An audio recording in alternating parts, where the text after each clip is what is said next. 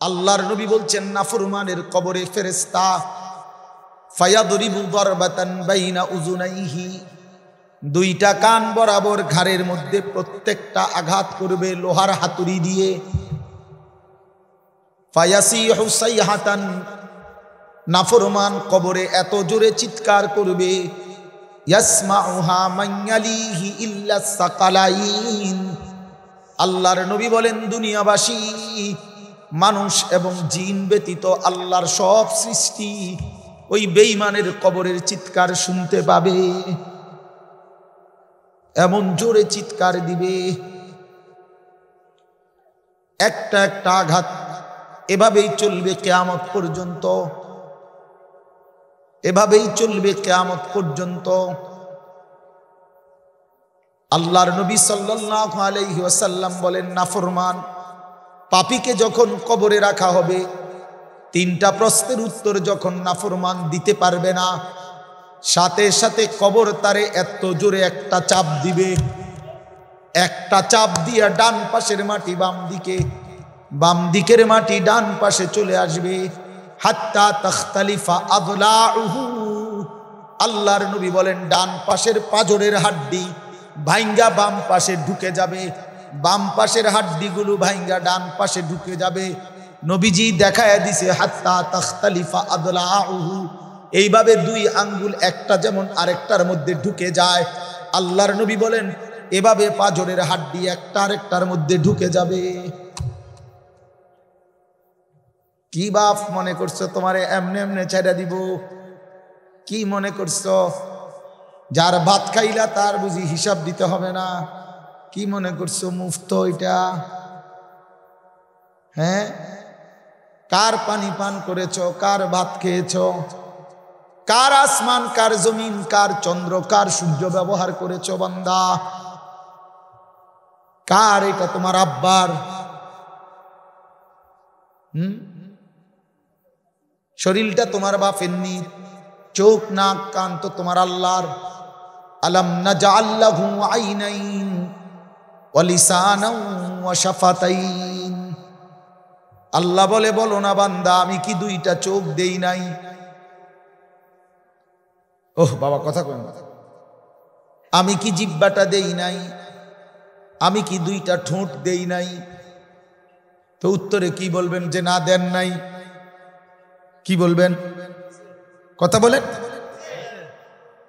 এই কথা বলার হিম্মত আছে কারো যে আল্লাহ আপনি চোখ দেন নাই, আপনি ঠোঁট দেন নাই? কারো সাহস আছে কিনা এটা বলার? তাইলে আল্লাহই তো দিয়েছেন। আলাম নুসিহ জিসমাকা, হাদিসে আছে নবীজি বলেন আল্লাহ জিজ্ঞেস করবে হাসরের মাঠে, বান্দা বলো না আমি কি তোমার শরীরটা সুস্থ রাখি নাই? ওয়া নুরভিকা মিনাল মা, আমি কি প্রতিবার তৃষ্ণার্ত অবস্থায় তোমারে আমি আল্লাহ তো আমি কি পানি পান করাই নাই? আমি তো পানি পান করিয়েছিলাম, আমি তো তৃষ্ণা নিবারণ করেছিলাম, আমি তো ক্ষুধার চাহিদা পূরণ করেছিলাম, আমি তো কায়নাতের সূর্য চন্দ্র আলো বাতাস দিয়েছিলাম। ওয়া জাআলনা নাওমাকুম সুবাতা, আল্লাহ বলে সারাদিনের ক্লান্তি দূর করার জন্য রাত্রি গভীরের ঘুম আমি আল্লাহই তো বানিয়েছি।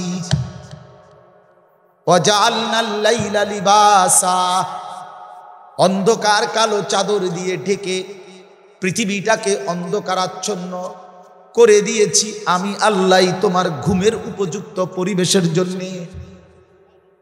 আবার দিনের বেলা আলোকিত করে দিয়েছি তোমার উপার্জনের সুবিধার জন্য। রাতে তুমি ঘুমাইবার জন্য অন্ধকার করে দিয়েছি, দিনে তুমি রোজগার করবা এই জন্য আলোকিত করে দিয়েছি। সুবহানাল্লাহ। ওয়া জাআলনান নাহারা মাআশা, উপার্জনের জন্য দিন বানিয়েছি, ঘুমাইবার জন্য রাত বানিয়েছি। ওয়া জাআলনা সিরাজাও ওয়াহাজা, একটা উজ্জ্বল সূর্য আমি আল্লাহই বানিয়েছি। ওয়া আনজালনা মিনাল মুসিরাতি মাআন সাজ্জাজা, জমাট বাঁধা মেঘ থেকে আমি আল্লাহ অঝোর ধারায় বৃষ্টি নামিয়েছি। এই জমিনটাকে সিক্ত নরম করেছি, ছোট্ট ছোট্ট ছিদ্র বানিয়েছি। তোমার অনাদরে ফেলে দেওয়া দানা আমি আল্লাহ কুদরতি স্বয়ংক্রিয় মেশিন দিয়ে আমি আল্লাহ জমিনের নিচে আমি নিয়ে এসেছি। কয়দিন পরে আবার আমি আল্লাহ সেই ছোট্ট দানা থেকে নতুন গাছ বের করে দিয়েছি। লিনুখরিজা বিহি হাব্বান ওয়া নাবাতা। তাহলে রিজিকের ব্যবস্থা আমি করলাম, ঘুমের ব্যবস্থা আমি করলাম, উপার্জনের পরিবেশ আমি করে দিলাম, শরীর স্বাস্থ্য জীবন যৌবন আমি দিলাম। আমি কেন সেজদা পেলাম না? আল্লাহ যদি বলে বান্দা আমি কি অপরাধ করলাম, আমি তোমার এত কিছু দিয়ে আমি কি অন্যায়টা করলাম যেই অপরাধের কারণে তুমি আমারে সেজদা দিলা না? কি বলবা যুবক? নাফরমান যুবক কি বলবা?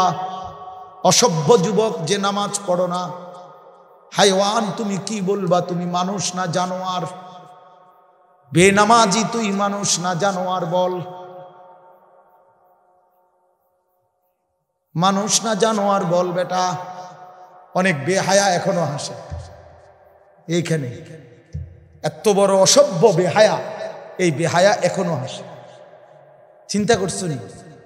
হ্যাঁ, এত বড়, এত নির্লজ্জ, এত বড় অসভ্য যে এখনো হাসে। অর্থ হইল আমারই,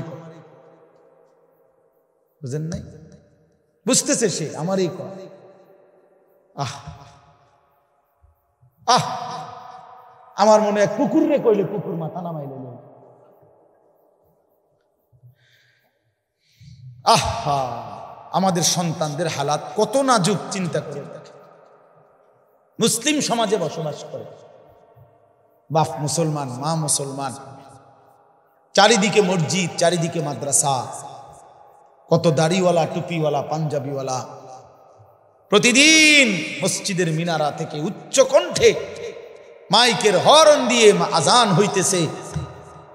এত বেশি মাইক, হর্ন, মসজিদ, মাদ্রাসার পরিবেশের মাঝখানে থাইকাও এটা কত বড় গাদ্দার, কত বড় গাঁটতারা নাফরমান। এত সুন্দর চারদিকে মসজিদ, মাদ্রাসা, আলেম ওলামা, দাড়ি টুপি, মাদ্রাসার পরিবেশের ভেতরে থাইকাও জানোয়ারে একটা সেজদা দেয় না। কত বড় নিকৃষ্ট জানোয়ার, চিন্তা করছে। এই বাপ, এমন সন্তান পাইলা কবরে যাই আফসোস ছাড়া আর কিছু নেই। আজকে যদি এই আফ্রিকার জঙ্গলে থাকতো তাহলে হয়তো যে বাবা এত বড় আফ্রিকার জঙ্গলে ছিলাম যেখানে কোনো দিন কোনো আজান হয় নাই, যেখানে কোনো মসজিদ দেখি নাই, মাদ্রাসা দেখি নাই, আল্লাহ চিনব কোত্থেকে? আমি তো আফ্রিকার জঙ্গলের ভিতরে থাকতাম। বলেন, একটা ছেলে বলে, এই ছেলেগুলো বেনামাজি যে ছেলেগুলো, এদেরকে জিজ্ঞাসা করেন যে বাবা তুই কি আল্লাহ চিনলি না, না রাসূল চিনলি না? তুমি বাবা কি মসজিদ চিনলা না, মাদ্রাসা চিনলা না? কোনোদিন কি কোরআন দেখলা না? কারো লাশ, কারো জানাজা, কারো কবর কিছুই দেখো নাই? কিচ্ছুই তোমার কলজার মধ্যে কোনো এক বিন্দু কোনো বিবেক অনুভূতি জাগাইলো না? শুধু নারী, শুধু একটা মোবাইল, শুধু একটা ছবি, শুধু একটা অশ্লীল দৃশ্যের কাছে হেরে গেলা। ছেলেরা বলো বাবা, তোমরা বলো, কার কাছে হাইরা গেল? কেমনে হাইরা গেলা তুমি? তোমার বাপ মুসলমান, মা মুসলমান, তোমার ঘর মুসলমান, তোমার দাদা দাদি, নানা নানি, চাচা মামা, ফুফা খালু সব মুসলমান। তোমার এলাকার চারদিকে আজান হয়, তোমার মহল্লার প্রত্যেক গলিতে গলিতে মাদ্রাসা আছে, কোরআনের ঘর আছে। তোমারই কোনো না কোনো চাচাতো ভাই, মামাতো ভাই, ফুফাতো ভাই, আত্মীয় কেউ না কেউ হাফেজে কোরআন আছে, আছে না? তালেবে ইলম আছে, মাদ্রাসায় পড়ুয়া আছে। এত কিছু দেখার পরেও যার কলিজায় এক ওয়াক্ত নামাজ পড়তে মন চায় না, তার দিল পাথরের চাইতে শক্ত, তার দিল জন্তু জানোয়ারের দিলের চাইতে নিকৃষ্ট। কারণ এ বড় শক্ত হারামি, মনে রাখি। সে কিছুই মনে করে না আল্লাহকে, কিছুই মনে। এত মসজিদ মাদ্রাসা, এত নামাজ রোজার এত চিহ্ন দেখাও তে কয় যে আমি কিছুই বিশ্বাস করি না, আমি বিশ্বাস করি আমার জীবন হলো মোবাইল, আমার জীবন হলো নারী, আমার জীবনের অর্থ হলো ছবি, আমার জিন্দিগির মাকসাদ হলো উলঙ্গ ছবি দেখা, নর্তকী দেখা, জিনা ব্যভিচারের দৃশ্য দেখা, মদের আড্ডা, জুয়ার আড্ডা, নারীর আড্ডা, কোন অশ্লীল মেয়ের পিছনে জীবনটা শেষ করে দেওয়া, খালাস। আমি বুঝছি এটাই জীবন। কিসের মসজিদ, কিসের মাদ্রাসা, কিসের আল্লাহ, কিসের রাসূল, আমি এগুলা বুঝি না। এতটা উল্টে গেল কেন? এত বড় লানত হলো কেন বলেন বাবা? অতএব আপনাদের কাছে অনুরোধ করলাম, আপনারা আপনাদের বিবেককে নিয়ে ভাবেন। তোমরা ছেলেরাও বাবা রাগ হইও না, বুঝতে শিখো বাবা। কে ফিরাবে তোমাদেরকে? কে ফিরাবে? কে ফিরাবে? কে ফিরাবে বাপ? তোমরা কি কোনোদিন মরবা না? আজ যদি মৃত্যু হয়, এই বেনামাজি জিন্দিগি নিয়ে কেমনে কবরে যাইবা? ঠিক বা কেমন? এই নাফরমানের জিন্দিগি নিয়ে কেমনে টিকবা? এই জন্য আমরা প্রত্যেকেই প্রস্তুতি নেই। যদি ভাবতে শিখি, বুঝি, সামান্য অনুভূতি জাগে, তাহলে এই অনুভূতিটাকে কাজে লাগাবার একটা বড় সুযোগ, পিছনের গুনাহ মাফ করে নতুন করে নিজেকে আল্লাহর ইবাদত, ঈমান, আমলের দ্বারা সজ্জিত করার একটা মৌসুম আসতেছে, সেটা হলো মাহে রমজান। মাহে রমজান বড় বেশি সুযোগ আসতেছে। আল্লাহ যদি দয়া করে হায়াত দেয়, তো পিছনের সব গুনাহ মাফ করিয়ে নতুন সাজে নিজেকে সজ্জিত করার, আখিরাতের রঙে রঙিন করার, জান্নাতের রঙে নিজেকে গড়ে তোলার এক শ্রেষ্ঠতম মাস মাহে রমজান। রমজান মানে অন্য কিছু, রমজান মানে ভিন্ন কিছু।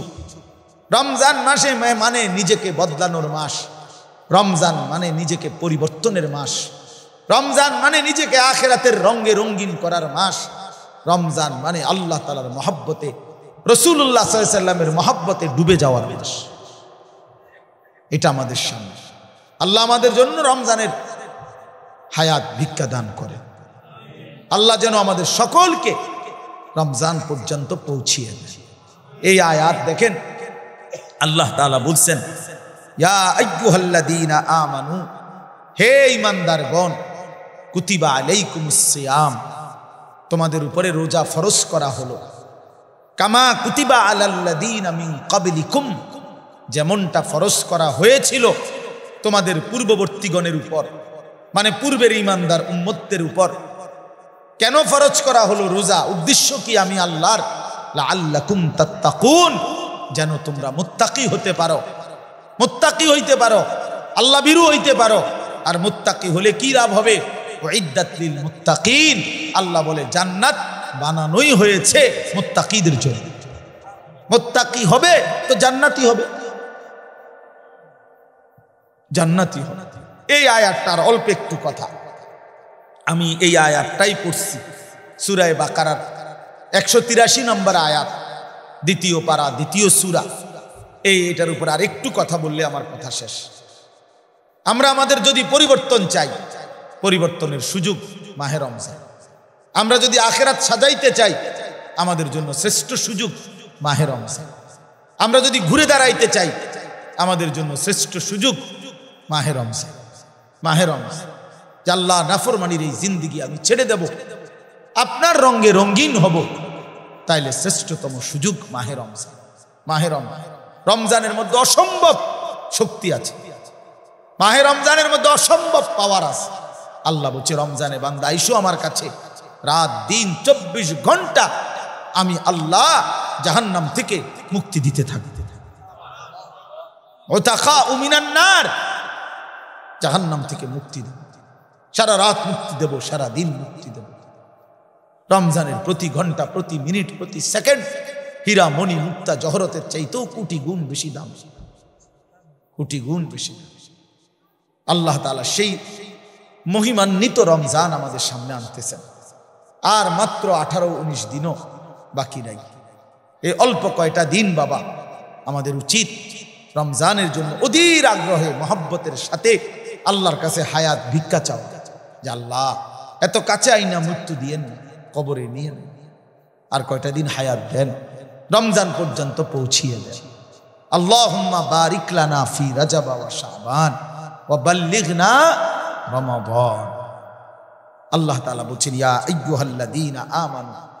দেখেন এই একটি আয়াতে আল্লাহ চারটা কথা বলছে। একটা হলো হে ঈমানদারগণ, 2 নাম্বার হলো তোমাদের উপরে রোজা ফরজ করা হলো, 3 নাম্বার হলো যেমনটা ফরজ করা হয়েছিল পূর্ববর্তীদের উপরে, 4 নাম্বার হলো যেন তোমরা মুত্তাকি হতে পারো। কয়টা কথা হলো?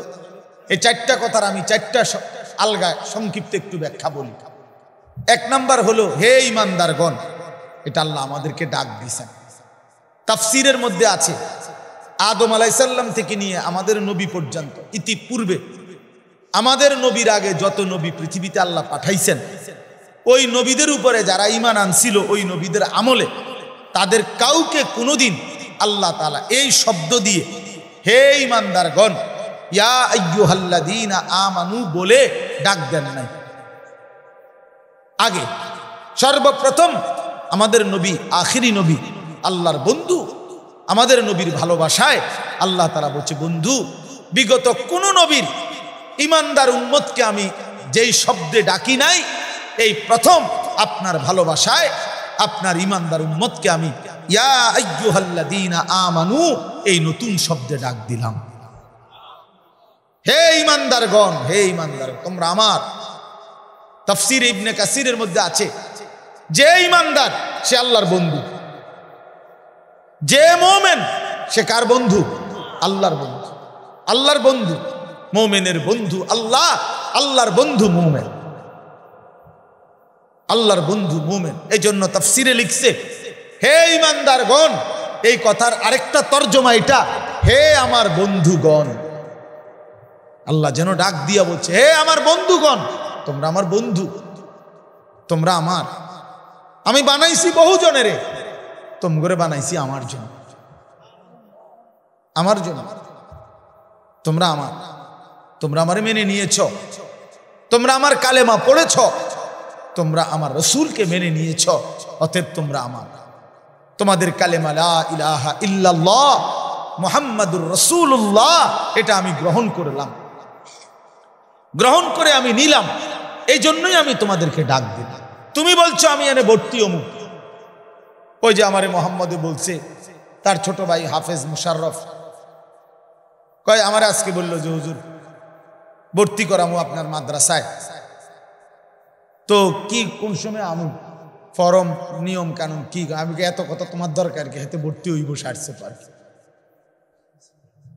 তার মানে আমি বলতে চাইছি তারে কি বুঝাইলাম, তোমার এত নিয়ম কানুনের দরকার কি, আমি তারে নিলাম, খালাস আমি ভর্তি নিলাম। তাইলে অর্থ হইল আল্লাহ তাআলা বলছেন বান্দা তোমার কালেমা আমি নিলাম, তোমার ঈমান আমি নিলাম, এজন্য আমি তোমারে মুমিন বলে ডাক দিলাম। আল্লাহ কাউকে নিজের করে ডাক দেওয়া, খোদার কসম এটা তার জীবনের সবচেয়ে বড় পাওয়া। যদি দিল থাকতো তাইলে আমরা বুঝতাম। এক এমপি সাহেব যদি কারো নাম নেয়, এক মন্ত্রী সাহেব কারো নাম নেয়, আর তারে যদি কেউ আইয়া কয় আজকে তো মন্ত্রী সাহেবের কাছে গেছিলাম আর উনি তোমার নাম নিছে, তোমার কথা ভালো কইছে, বাবা হেতে বেটা তো মানে ঠ্যাঙালগি দিয়ে একটা লেগে, হ্যাঁ ভাই তাইয়া ঘরে বেড়িয়ে কথাবার্তা সাবধান আগের মতো নাই, যেরুম মনে করছে এরুম না। কি কিছে মন্ত্রী সাহেব আজকেও আমার নাম লইছে জিঙ্গাও, মানে সে এটাকে খুব গৌরবের মনে করবে, ঠিক না বলেন না কেন? সবার কাছে ঘুরে ঘুরে বলার চেষ্টা করবে আমি কিন্তু মন্ত্রীর পরিচিত। হাদিসের মধ্যে আছে এক সাহাবী উবাই ইবনে কাব রাদিয়াল্লাহু তাআলা আনহু, সাহাবীদের মধ্যে নবীজির সবচেয়ে সুন্দর কোরআন শরীফ পড়তেন যিনি, ওনার নাম হলো উবাই ইবনে কাব। তে এই উনি নবীজি একদিন উনাকে বলছেন এই সাহাবীকে যে উবাই এদিকে আসো, তুমি আমারে কোরআন শরীফ পড়ে শোনাও, বুঝছেন? তখন ওই সাহাবী একটু লজ্জিত হয়ে বলতেছি, ইয়া রাসূলুল্লাহ, আমি আপনার সামনে কোরআন পড়বো, অথচ কোরআন তো আমরা আপনার থেকেই শুনি, কোরআন আপনার উপরেই নাজিল হয়, আমি কোন সাহসে আপনার সামনে কোরআন পড়ি? তো নবীজি বললেন, শোনো, মহান আল্লাহ পাক রব্বুল আলামিন জিব্রাইল পাঠাইয়া তোমার নাম নিয়ে বলছে তোমার কাছ থেকে আমি কোরআন শুনতে। এই আমরা স্পষ্ট হাদিসে পড়ছি, বিশ্বাস করেন। এই সাহাবী এটা শুইনা 3 বার জিজ্ঞাসা করছে নবীজিরে, আওয়াসাম্মানি আল্লাহ, ইয়া রাসূলুল্লাহ বললেন কি আমার আল্লাহ আমার নাম নিছে? আমার নাম? আর কোন কি? নবীজি বলল, হ তোমার নামে তো দিছে। উনি আবার জিজ্ঞাসা করছে, ইয়া রাসূলুল্লাহ সত্যি বলছেন আমার নাম নিয়েছেন আল্লাহ? বলছে, হ তোমার নাম। আবার জিজ্ঞাসা করছে, হাদিসের স্পষ্ট শব্দ আছে ফাবাকা। 3 বারের পরে এই সাহাবী খুশিতে আনন্দে চিৎকার করে কাঁদতে শুরু করছে আর বলতেছি, ইয়া রাসূলুল্লাহ, এক গোলামের কি পরিমাণ সৌভাগ্য, তার মুনিব তার নাম নিয়েছে। তা আমরা আমাদের কালেমার কি পরিমাণ সৌভাগ্য, আমরা একবার বলেছি কালেমা, আল্লাহ আমাদেরকে ডাক দিছে, ইয়া আইয়ুহাল্লাযীনা আমানু, হে আমার কালেমা ওয়ালারা, তোমরা আমার, আমি তোমাদের ঈমান নিলাম, আমি তোমাদেরকে ডাক দিলাম। এক মুমিনের কি পরিমাণ খুশি হওয়া উচিত আপনি শোনেন। 29 নম্বর পারায় একটা সূরা আছে, সূরা মুরসালাত। এই যে এর আগে একটা সূরা আছে, সূরা দাহর, কোরআনুল কারীমের 76 নম্বর সূরা, 2 পৃষ্ঠাওয়ালা ছোট সূরা। এই সূরাটার মধ্যে জান্নাতের বর্ণনা সবচেয়ে সুন্দর, মানে জান্নাতের বর্ণনা হৃদয় কারা এই সূরাতে আছে। এই সূরাটা যেদিন নবীজির উপরে নাজিল হয়েছে, সেদিন নবীজির সামনে একজন কালো রঙের সাহাবী বসা ছিলেন। ওয়াইনদাহু রাজুলুন আসওয়াদ, কালো একজন রঙের সাহাবী বসা ছিল, উনি বসা ছিলেন। এই সময় এই সূরাটা নাজিল হয়েছে, নবীজি উনাগরে শুনাইছে সূরাটা। তো এই সূরার মধ্যে জান্নাতের এমন হৃদয়গ্রাহী বর্ণনা। এই সাহাবীটা সামনে যিনি বসা কালো রঙের সহজ সরল সাহাবী, উনি এই সূরা এটা শুইনা জান্নাতের আশায় খুশিতে একটা চিৎকার দিছে, এক চিৎকারে হাদিসে আছে উনি ওইখানেই ইন্তেকাল করছে, এখানে। তখন আল্লাহর নবী বলেন, ওয়াল্লাহি লাকাদ আখরাজা নাফসা সাহিবিকুমুশ শাওকু ইলাল জান্নাহ। নবী বলেন, আল্লাহর কসম, জান্নাতের প্রবল আকাঙ্ক্ষায় তোমাদের বন্ধু জীবন দিয়ে দিল। নিকাল যায় দম তেরে কদমোं के नीचे, यही दिल की हसरत, यही दिल की आरज़ू है। এটা উর্দু শের আর কি, অর্থ হইল, হে প্রিয়তম, তোমার পায়ের নিচে জীবন দিলাম, জান দিয়ে দিলাম, আর এটাই ছিল আমার সারা জিন্দেগীর তামান্না, দিলের আকাঙ্ক্ষা, যে তোমার জন্য আমি জীবন দেব, আর সেটাই দিয়ে দিলাম। নিকাল যায় দম তেরে কদমোं के नीचे, তোমার কদমের নিচে আমার জান গেল। यही दिल की हसरत, এটাই ছিল দিলের আকাঙ্ক্ষা। এজন্য আজকে ছেলেরা কোথায় জীবন শেষ করে দিচ্ছ? এমন সুন্দর জীবন, এমন সুন্দর যৌবন, আহা, শক্তির টাইমটা, জীবনের সক্ষমতার সময়। ছোটবেলা তো ভাইয়া দুর্বল, বৃদ্ধ বয়সটাও দুর্বল।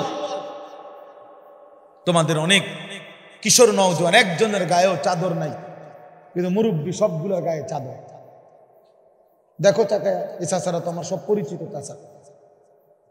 অর্থ হইল এই বৃদ্ধের এই দুর্বলতা তাকে চাদর গায়ে দিতে বাধ্য করেছে। তার শরীরে শীতের অনুভূতিটা বেশি, ঠিক কিনা বলেন না? কিন্তু তোমরা নওজোয়ান, তোমাদের অধিকাংশ কারো গায়ে চাদর নেই। তোমরা দেখো ভাইয়া, আমার গায়ে কোনো চাদরই নেই। তাইলে বুঝাইতে চাইলাম, এই শক্তির সময় যৌবন। যুবক চাইলে পাহাড় কাইটা সমান করতে পারবে, যুবক চাইলে সাগর নদী মাটি দিয়ে ভরাট করে দিতে পারবে। একটা এলাকার যুবক ছেলেরা যদি চায় সবার হাতে হাতে মদের বোতল পৌঁছাই দিতে পারবে। একটা সমাজের ছেলেরা যদি চায় সবার হাতে হাতে নামাজের মুসল্লাও তুলে দিতে পারবে। অতএব ছেলেরা, তোমরা যারা যুবক আয়োজন করছো, আমি তোমাদের উৎসাহ দেই, একটু আগাও, এখানে থাইমা যাইও না। একটা মাহফিল করছি, এক ফোটলা বিরিয়ানি খাওয়াই দিছি, খালাস না বন্ধু, একটু আগাও। তোমরা আবার বসো, যে কয়জনে মাহফিলের আয়োজন করছো তোমরা আবার বসো, যে আমরা কেমনে একটু ভালো হইতে পারি, একটু চরিত্রবান হইতে পারি, আমরা কেমনে নিজেরা নামাজ ধরতে পারি। একটু যদি হিম্মত করো যুবক, ইনশাআল্লাহ ভালো হবে। শনিবার দিন আমি আমার মাদ্রাসায় এই শনিবারে সকাল 10টা থেকে বিকাল 4:30 পর্যন্ত এইবারই প্রথমবার আমি আলাদা 16 বছর থেকে 30 বছরের নিচে যাদের বয়স, এই কিশোর যুবকদের জন্য আলাদা ইসলাহি মজলিসের আয়োজন করছিলাম। আমার শায়েখ আল্লামা মুফতি মুশতাকুন নবী সাহেব বয়ান করছেন, আল্লামা মুফতি আমজাদ হুসাইন সাহেব বয়ান করছেন, হযরত মাওলানা মুফতি ইউসুফ বিন ইকবাল বয়ান করছেন, আমাদের কুমিল্লা ক্যান্টনমেন্টের বড় একজন শিশু বিশেষজ্ঞ ডাক্তার মিজানুর রহমান উনি বয়ান করছেন, আমি নিজে কিছু কথা বলছি। প্রায় 600 ছেলে এন্ট্রিভুক্ত আসছে, এখানে উপস্থিত হয়েছে 600। সন্দ্বীপে, চট্টগ্রামে আমরা প্রতি বছর সন্দ্বীপ যাই, সেখানে 4টা-5টা ছেলে ফজরের নামাজের জন্য, তারা বন্ধু কলেজের ছেলে, 4-5 জন ছেলে মাত্র। ওরা একদিন সিদ্ধান্ত নিছিল, ওরা সবসময় ফজরের নামাজ পড়তো, তো ওরা একদিন সিদ্ধান্ত নিছে যে ফজরের পরে তারা সন্দ্বীপ তো সাগরের পারে, তো সাগরের পারে হাঁটতো তারা। তো তারা একদিন সিদ্ধান্ত নিছিল আজ থেকে 1 বছর আগে, যে আমরা সকালবেলা না হাইটা চলো আমরা বন্ধুদেরকে ফজরের জন্য জাগাই, ফজরের ক্যাম্পেইন করি, ফজরের জন্য গণসংযোগ করি। এই 4-5 জন ছেলে উদ্যোগ নিয়ে শুরু করছে।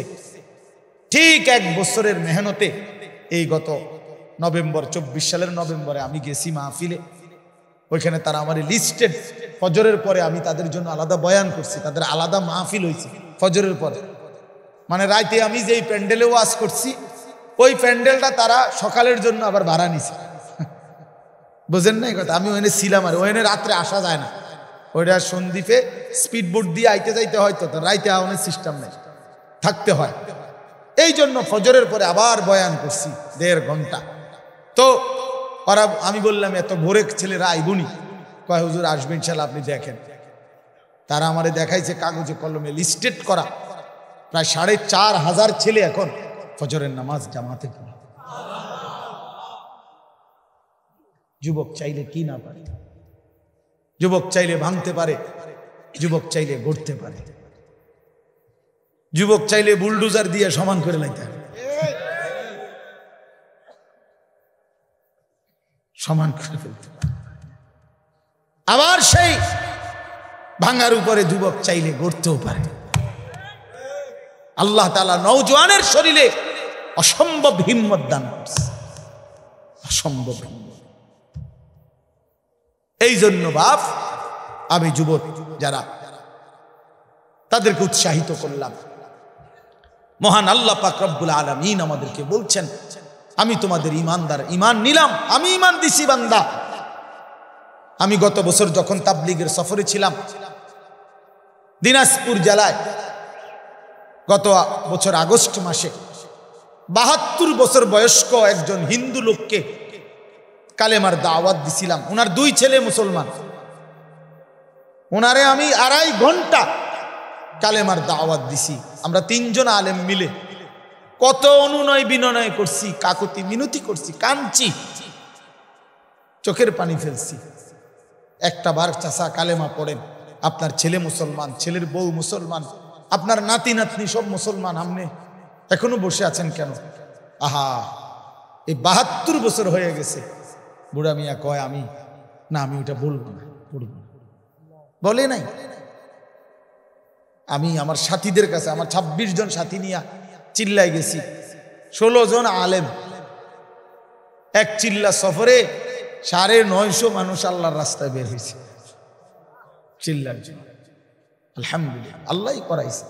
তো বলতেছিলাম, আমি সাথীদের কাছে এসে বলছিলাম যে দেখেন ৭২ বছর বয়স হয়ে গেছে, এক আল্লাহর বান্দা তার জবান দিয়া কোনোদিন তার মালিকের নামটা বের হয়। আর আমারে আপনারে আল্লাহ তাআলা কত বড় তৌফিক দিছে যে আমরা কত হাজারবার লক্ষবার কালেমা লা ইলাহা ইল্লাল্লাহ মুহাম্মাদুর রাসূলুল্লাহ এটা যে আমরা পড়তে পারি, পড়তে পারছি, এই সৌভাগ্যের কৃতজ্ঞতা কি? এটা যদি আল্লাহ আমগো জবান দিয়ে কোনোদিন না বলাইতো। কথা বলে না বাপ, এই ছেলেরা মিয়া, এই আব্বাস যারা নামাজ পড়ো না, আরে না ফরমান, তুই যদি হিন্দুর ঘরে জন্ম নিতে, তুই যদি ইহুদির ঘরে জন্ম নিতে, তুই যদি খ্রিস্টানের ঘরে জন্ম নিতি, বেটা কি হতো জীবন যদি কোনোদিন কালেমার আহ্বান না শুনতা? তুমি তো মুসলমানের ঘরে জন্ম নিয়া এভাবে ঈমানকে ফেলে দিলা, মুসলমানের ঘরে জন্ম নিয়ে এভাবে নামাজকে প্রত্যাখ্যান করলা। ছি ছি ছি, তোমারে দেখে তো হিন্দুও হাসবে, তোমারে দেখে তো ইহুদিও হাসবে, তোমারে দেখে তো খ্রিস্টানও হাসবে, যে দেখছো হয় নাকি শ্রেষ্ঠ জাতি, ওদের ধর্ম নাকি শ্রেষ্ঠ ধর্ম, ওদের ধর্ম কোরআন নাকি শ্রেষ্ঠ কিতাব, ওদের শ্রেষ্ঠ ধর্ম ওদেরই পছন্দ হয় না, ওদের শ্রেষ্ঠ কিতাব ওরাই পড়তে পারে না। তো এটা কিসের শ্রেষ্ঠ? কথা বলেন না। তাহলে আমি তো আমার ধর্মের অপমান। কথা বলেন না, আমি আমার ধর্মের অপমান না, আমি আমার কোরআনের অপমান। এজন্য তোমরা যারা বেনামাজি ছেলে, তোমরা ধর্মের অপমান।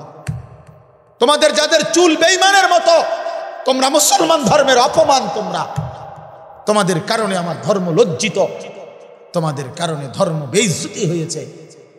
তোমরা ইসলামকে অপমানিত করলা, আল্লাহকে অপমানিত করলা, আমার নবীর শ্রেষ্ঠতম 23 বছরের আদর্শকে তোমরা অপমানিত করো। এই অপমানের বিচার আল্লাহ করবে, মনে রাখো, ছেড়ে দিবে না বাপ। আল্লাহ কোরআনে বলছে, বান্দা আমি 1 সেকেন্ড ছাড়বো না, আমি হিসাব নিই। তুমি আমারে কি মনে করছো বান্দা? বাদ্যুকে খাওয়াইছি দেখে তুমি মনে করছো আমি মাতি না? হ্যাঁ, কিটা মনে করছো? এ পেশাব পায়খানার ভাত তুমি মনে করছো আমি কিছুই বলবো না, কিছুই বলবো না। তুমি জানো না ফেরাউনকে শোয়াইছে কে? তুমি জানো না কারুনকে শোয়াই দিছে কে? তুমি জানো না নমরুদ সাদ্দাতকে নিশ্চিহ্ন করে দিয়েছে কে? তুমি শোনো নাই? তুমি আন্দাজ করো নাই আমি আল্লাহ কেমন? এই পৃথিবীর কত অবাধ্য জাতিকে আমি আল্লাহ ধ্বংস করে দিয়েছি, শোনো নাই? কই, গোটা পৃথিবীর সমস্ত আধুনিক প্রযুক্তি থাকার পরেও তো বাবা আমেরিকার ওই বেঈমানরা, ক্যালিফোর্নিয়ার লস অ্যাঞ্জেলস তাদের একটি স্টেট আগুনে দাবানলে পুরে ছাই হয়ে গেছে। লক্ষ লক্ষ কোটি কোটি মিলিয়ন বিলিয়ন ডলারের এক এক বিল্ডিং। আপনারা মুরব্বীরা মিলিয়ন বিলিয়ন ডলার কিতাড়ি বুঝতেন না কয়টা? আপনি 1 মিলিয়ন বিলিয়ন ডলার কত টাকা? কমপক্ষে 300 টাকার বেশি। মানে আপনি এটি বুঝতেন না, টেহাইডি এটান বুঝতেন না। কথা বুঝছেন কিনা?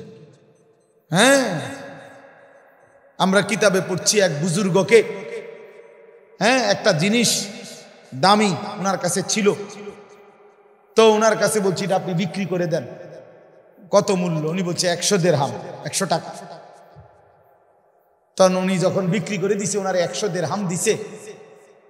তো অন্য কেউ ওনারে পরে বলছে, হায় হায় জনাব, আপনি তো বহুত বড় ঠকছেন, মাত্র 100 টাকা দাম চাইলেন, এটার দাম তো আরো অনেক।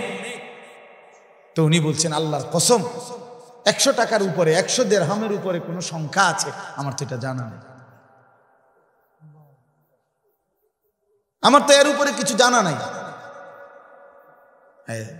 আমার মেজো বোনের বিয়ে যখন হয়েছিল, মেজো বোন, আমি তখন প্রাইমারি শেষ করে মাদ্রাসায় ভর্তি হয়েছি। এই সময় আমার বোনের বিয়ে হয়েছে।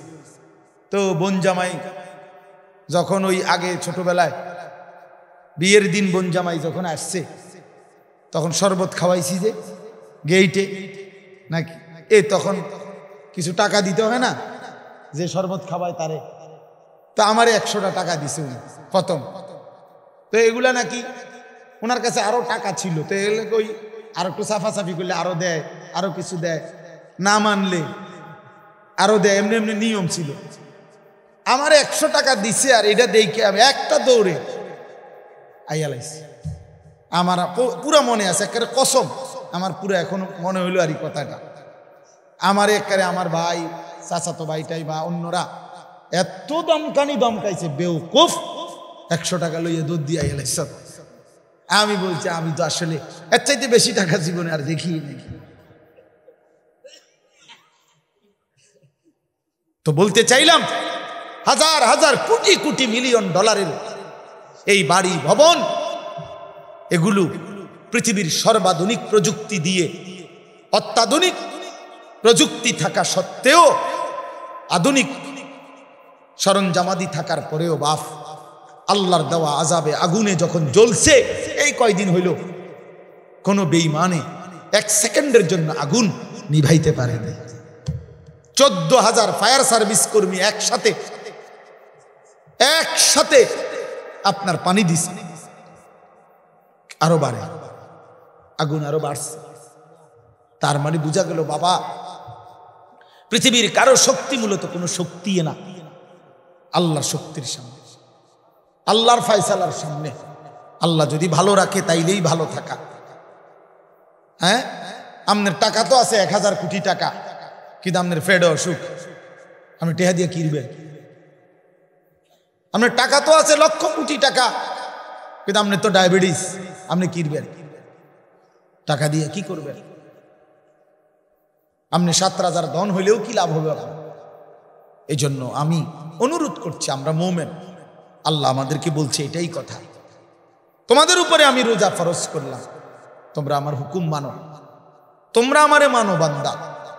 রোজা মানে বিরত থাকা, সিয়াম মানে বিরত থাকা, তার মানে গুনাহ থেকে বাঁচো, হালাল বস্তু থেকে বাঁচো। আমি তোমাদেরকে হারাম তো হারামই, হারাম থেকে আবার ফিরাবো কেন? হারাম থেকে তো ফিরতে সারা বছরের জন্যই বলে দিছি। তো আমি রমজান মাসে তোমাদের 3টি হালাল খাবার হালাল ছিল, পানি হালাল ছিল, হালাল স্ত্রী হালাল ছিল। আমি রমজানের 30টা দিন, একটা মাসে তোমাদের জন্য খাদ্য, পানি, স্ত্রী, এই 3টা জিনিস হালাল বস্তু আমি হারাম করে দিলাম। যেন আমি বুঝাইতে চাইলাম যে দেখো, আমি আল্লাহ যেখানে হালালটাও হারাম করে দিলাম, সেখানে হারামটার প্রতি আমি আল্লাহর কি পরিমাণ ঘৃণা। যেখানে হালালটাই ছেড়ে দিতে বললাম, সেখানে হারামটা ধরে রাখার কোন সুযোগ আছে? অতএব মিথ্যা, চুরি, ডাকাতি, জিনা, ব্যভিচার, মদ, জুয়া, নাচ, গান, সুদ, ঘুষ, মা বোনদের বেপর্দা জিন্দেগি ছেড়ে দেয়, ছেড়ে দেয়। একজন বুঝলে একজন, কোনো অসুবিধা নাই, আমার কোনো আফসোস নাই। আমি সব সময় ফেরিওয়ালার মতো আমি বুঝি, একজনই শুনুক, একজনই যদি ভাবে আলহামদুলিল্লাহ, সংখ্যা দিয়ে আমি কি করব? বুঝেন না? 10 কোটি মানুষ আমারে মনে করেন আলগি দিছে, তো কি হইছে? আমার কবর রাজাব মা। বাংলাদেশের একেবারে মনে করেন 50 লাখ লোক আমার চিনে, তো কি হইছে? আমার কবর রাজাব মা। তো আর কি, পরিচিতি, অপরিচিতি, জনপ্রিয়তা, এগুলো কোনো বিষয় নয়, এগুলো কোনো মুখ্য বিষয় নয়। বিষয় হলো আল্লাহর কাছে গ্রহণ হওয়া, আখিরাতের মুক্তি পাওয়া, জাহান্নাম থেকে মুক্তি পাওয়া। অতএব আজকে এতটুকুই মূল কথা। আমরা প্রত্যেকেই এটা ভাবি, আমরা মুমিন। প্রিয় ভাই বলেন, আমরা এখানে যারা এখন বসছি, রাত 12টা বাজে, আমার কথা শেষ, নীরবে 1টা মিনিট ইনসাফের সাথে ছেলেরা, বাবা বলো তুমি মুসলমান কিনা? না না, ছেলেরা আলাদা বলো, বাবা কও তোমরা মুসলমান কিনা? প্রিয় বাপ বলো তুমি মুসলমান কিনা? তুমি মুসলমানের সন্তান কিনা? তাইলে তুমি, বয়স্ক যারা আছেন তারা আপনারা বসা থাকেন, কিন্তু তোমরা যারা 30 বছরের নিচে ছেলে, তোমাদের বয়স, বুঝে শুনে ধোঁকা দিও না, আল্লাহর সাথে ধোঁকা করো না, আল্লাহর সাথে মস্কারি করো না। হাদিসের মধ্যে আছে এক লোক নবীজির সামনে বাম হাত দিয়ে খাইতেছিল, মুসলিম শরীফের হাদিস। নবীজি তারে বলছে ডান হাতে খাও, তখন সে বলছে আমি ডান হাতে খাইতে পারি না।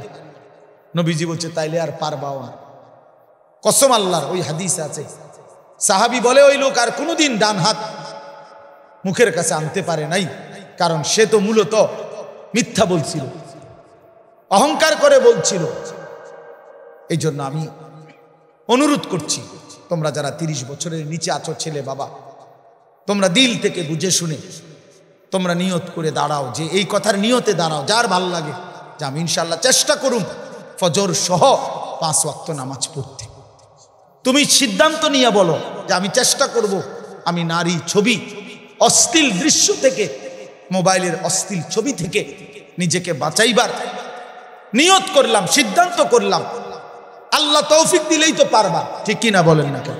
অতএব নিয়ত করে হিম্মতের সাথে যে আসলেই হুজুর আমি দিল থেকে বললাম, এই নিয়ত করে দাঁড়াও, যার ভাল লাগে দাঁড়াও, কোনো বাধাবাধকতা নাই, যার মন চায় দাঁড়াও, আমার কোনো জোরাজুরি নাই। বাকি তুমি দিল থেকে বলো, মন থেকে মনে নিয়ত করো, তোমার দিলে তুমি, কারণ তোমার কবর তোমার, আমার কবর আমার, তোমার ঘরে তুমি ফিরবা, আমার ঘরে আমি ফিরব। সবাই রাজি তো ইনশাআল্লাহ? আল্লাহ তাআলা তৌফিক দান করেন। বসবাস আল্লাহ কবুল করে নেন। মনে করো ঠকবা না, মনে রাখো নামাজ পড়ে কেউ ঠকে না, না পড়ে ঠকে। গুনাহ ছেড়ে দিয়ে ঠকবা না, বরং গুনাহ ছেড়ে দিলে দামি হইবা ইনশাআল্লাহ, দামি হইবা, নিজে দামি হবা, মনে রাখো দামি। একটা জিনিস শেষ মনে রাখো ছেলেরা, যে কোনো মূল্যে আমরা আলহামদুলিল্লাহ গোটা পৃথিবী নিয়ে আমাদেরও পড়ালেখা করা আছে, সারা পৃথিবীর হালাত আমরাও বুঝি কম বেশ। আমরা জেনারেল লাইনেও পড়ালেখা করছি, কুমিল্লা ভিক্টোরিয়া কলেজ থেকে মাস্টার্স পাস করছি, সরকারি আলিয়া মাদ্রাসা থেকে কামেল পাস করছি, কওমি মাদ্রাসা থেকে দাওরায়ে হাদিস পাস করছি। তাহলে মাটির তলে থাকি না, পৃথিবীর নিয়ে আমরাও গবেষণা ভাবি। কাজে সারা পৃথিবীর যেই পরিস্থিতি বর্তমান এবং আমাদের কোরআন সুন্নাহর যেই ভাষ্য, এই সবগুলো বিশ্বাস করো, একত্রে মিলাইলে এ কথা আমাদের কাছে একেবারে স্পষ্ট। আগামীর পৃথিবী ইসলামের পৃথিবী, আগামীর পৃথিবী কোরআনের পৃথিবী। মনে রাখো বললাম বাপ, তুমি দেখবা, তোমার হায়াতেই দেখবা ইনশাআল্লাহ। এখন যাদের বয়স এই 20, 25, 26, 28, যাদের বয়স 12, 15, তোমরা ইনশাআল্লাহ আগামীর ইসলাম দেখবা, কালেমার বিজয় দেখবা। তোমরা শুনবা যে ফিলিস্তিন বিজয়ী, তোমরা শুনবা সারা পৃথিবীতে কালেমার পতাকা উড়েছে, তোমরা শুনবা ইউরোপ আমেরিকার শক্তি নিশ্চিহ্ন হয়ে গেছে, তোমরা শুনবা ইসরায়েলের কুত্তারা পরাজিত হয়ে গেছে। সেদিন বুঝবা ইমানদারি দামি, সেদিন বুঝবা চরিত্রবান ছেলেটাই দামি, সেদিন বুঝবা নামাজি ছেলেটাই দামি। আর যারা চরিত্র নষ্ট করে ফেলেছ, তুমি ফালতু কোনো না কোনো সিফাত কোনাত কইরা থাকো। এই জন্য আমরা দয়া করি ইনশাআল্লাহ প্রত্যেকেই আমরা ইনশাআল্লাহ নামাজ পড়বো তো ইনশাআল্লাহ। ভালো হও, চরিত্রবান হও, নিজের জীবন গঠন করো, আল্লাহ তৌফিক দান করে। এবার একটা অনুরোধ হইল, 5টা মিনিট আমার অনুরোধ, ছেলেরা তোমাদের জন্য সামান্য একটু তাবারুক প্যাকেট মেহমানদারির ব্যবস্থা করছে, দিবে, এইটা দেওয়ার সুযোগ দাও, একটু একটু করে ফাঁকা করে দাও, কোনো শব্দ ছাড়া কথা বলবেন। আপনারা কোনো কথা বলবেন, একদম চুপ, একটা শব্দ করবেন না, কেউ কোনো কথা বলবেন না। স্বেচ্ছাসেবক কোনো কথা বলেন, আপনি দেন এমনি, আমি বলতেছি, আমি কন্ট্রোল করতেছি, আনেন দাও ভাই, তোমরা একদম কোনো বুদ্ধি দিবেন না, কোনো বুদ্ধির দরকার নেই, আমি বুদ্ধি লইয়ে চলি। বিরিয়ানি দই না, বুদ্ধিও যদি আমার না থাকে তো কি ওয়াজ করিয়া যায়? হ্যাঁ, কোনো কথা নাই বাবা, তোমরা কেউ ডিস্টার্ব করো না, ঠিক আছে না? ইনশাআল্লাহ আমরা মুসলমান, এই সামান্য এক প্যাকেটে কি আসবে যাবে? হ্যাঁ দাও, যার যার কেউ ডাবল নিও না ইনশাআল্লাহ। এরপরে আমি দোয়া করব, আগে দেওয়া হোক, ঠিক আছে ইনশাআল্লাহ। আমরা মনে মনে 33 বার সুবহানাল্লাহ, 33 বার আলহামদুলিল্লাহ,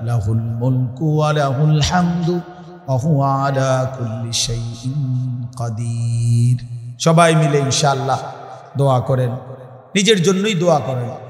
মাহে রমজান পর্যন্ত আল্লাহ যেন হায়াত দান করে, রমজানের রহমত মাগফিরাত নাজাত যেন আমরা পাই, রমজানটা যেন গুনাহ থেকে বাঁচতে পারি, আল্লাহরে রাজি করতে পারি, বরকত হবে। আলাদা প্রস্তুতি নেন, মনে রাখেন আলাদা একটু হলেও রমজানের জন্য একজন মুসলমান হিসাবে আলাদা প্রস্তুতি নেওয়া উচিত। আলাদা প্রস্তুতি, আলাদা। আমরা আলহামদুলিল্লাহ এটা ফিকির করি, এতে বরকত হয়। আমি সারা বছর মাহফিল, কিন্তু রমজান আলাদা। আমার 24 তারিখ ফ্লাইট, উমরার ফ্লাইট, এই মাসের 23 তারিখ রাত পর্যন্ত মাহফিল আছে, 24 তারিখ ফ্লাইট। উমরার থেকে আইসা 2 জায়গায়, এক তো আমার শায়েখের খানকায় ইতিকাফ, এরপরে বাকিটুকু টাইম আরেক বুজুর্গের কাছে একটু সময় থাকা। তাইলে এই আলাদা, রমজানের জন্য আলাদা একটু সময় বের করা, যে আমি রমজান মাসে দুনিয়াবি ব্যস্ততা কমায় দেব। আল্লাহ আমাদেরকে তৌফিক দান করেন। আলহামদুলিল্লাহি রাব্বিল আলামিন। আল্লাহুম্মা আনতাস সালাম ওয়া মিনকাস সালাম, তাবারাকতা ইয়া যাল জালালি ওয়াল ইকরাম। ইয়া রাব্বি লাকাল হামদু কামা ইয়ানবাগি লিজালালি ওয়াজহিক ওয়া আযীমি সুলতানিক। وصلي على محمد كما هو أهلك وفعل بنا خيرا كما أنت شانك يا أرحم الراحمين يا أرحم الراحمين يا أرحم الراحمين. ربنا ظلمنا أنفسنا وإن لم تغفر لنا وترحمنا لنكونن من الخاسرين. ربنا آتنا في الدنيا حسنة وفي الآخرة حسنة وقنا عذاب النار.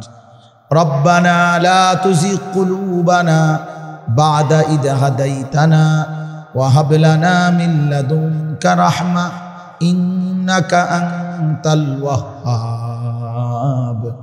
ربنا وآتنا ما وعدتنا على رسلك ولا تخزنا يوم القيامة إنك لا تخلف الميعاد. ربنا اصرف عنا عذاب جهنم إن عذابها كان غراما إنها ساءت مستقرا ومقاما. رب ارحمهما كما ربياني صغيرا رب ارحمهما كما ربياني صغيرا. ربنا هب لنا من أزواجنا وذرياتنا قرة أعين واجعلنا للمتقين إماما. مولاي كريم رب كريم মেহেরবান মৌলা, রাত গভীরে আমরা গুনাহগার গোলাম আপনার শাহী দরবারে হাত উঠাইলাম। অনেক বেশি গুনাহ মাওলা, পেছনের জিন্দেগি নাফরমানিতে ভরা মাওলা, অন্ধকারেই জীবন নাফরমানিতে ভরে গেছে মাওলা। আল্লাহ চোখ বন্ধ করলেই ভয় হয়, ঘুম যেতেই ভয় হয়। যদি ঘুম আর না ভাঙ্গে, চোখ যদি আর না মেলে, এত গুনাহ নিয়ে কবরে যাব কেমনে মাওলা? হাসরের ময়দানে দাঁড়াবো কেমনে মাওলা? নবীজির সুপারিশ চাইব কেমনে মাওলা? হাউজে কাউসারের পানি তো মিলবে না মাওলা। আপনি মাফ করে দেন, মাফ করে দেন, আজই মাফ করে দেন, এখনই মাফ করে দেন, হায়াতে থাকতেই মাফ করে দেন, কবরে যাবার আগেই মাফ করে দেন। আপনি রহমান, আপনি রহিম, আপনি গফফার, আপনি গফুর, আপনি মাফ করে দেন। আযাব দিলে আপনার কোনো লাভ নাই, মাফ করে দিলে আপনার কোনো ক্ষতি নাই।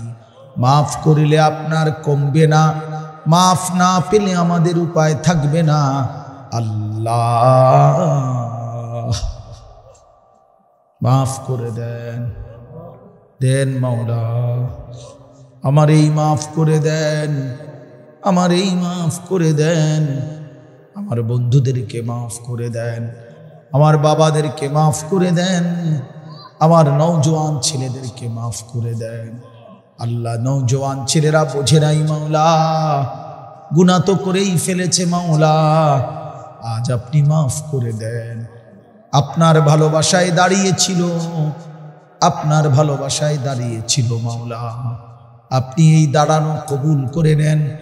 ছেলেগুলোকে নামাজি বানিয়ে দেন, চরিত্রবান বানিয়ে দেন, মোবাইলের আসক্তি থেকে বাঁচান, নারীর আসক্তি থেকে বাঁচান, জিনা ব্যভিচারের আড্ডা থেকে বাঁচান, মদ জুয়ার আড্ডা থেকে বাঁচান।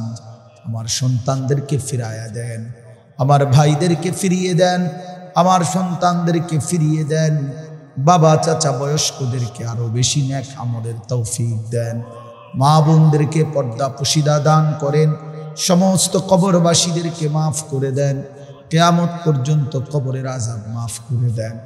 অসুস্থ বিমারি যারা শিফা করে দেন, প্রত্যেকের কামাই রুজিতে হালাল বরকত দান করেন। বিদেশের জমিনে প্রবাসে যারা সহি সালামতে নিরাপদে রাখেন মাওলা, যে যেই মাকসাদে দোয়া চেয়েছে